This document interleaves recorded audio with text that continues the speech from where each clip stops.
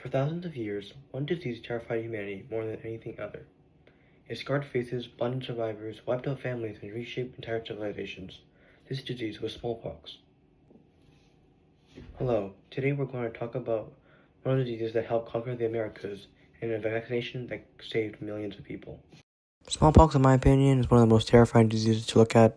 Looking online, you see images of victims covered in blisters, their skin is inhuman, they look dead. It's quite disturbing, and I'm glad we have treatment for it. Smallpox is one of the oldest human diseases. Evidence of it appears on Egyptian mummies over 3,000 years ago, including Pharaoh Ramses IV. Even then, it was deadly, killing roughly 30% of all those who were infected. Written descriptions of smallpox appear in China by the 4th century, then India and the Middle East. As trade routes expanded, so did the virus. By the 6th century, smallpox had already reached Japan.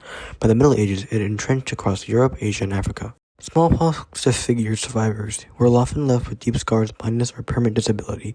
Entire communities lived in fear of outbreaks that survived suddenly and spread fast. When Europeans arrived in the Americas, smallpox became even more catastrophic. Indigenous populations had no prior exposure or immunity. In some regions, up to 90% of native populations died, destabilizing societies and accelerating colonial conquest. Smallpox devastated the Western world. In Iceland from 1707 to 1709, smallpox killed about a quarter of the population. For most of human history, smallpox was considered inevitable. You didn't ask if you would encounter it, only when. But humanity refused to accept that fate forever. The human will to live and change to survive has been adapted throughout history, from fire to weapons to ships, but also vaccines.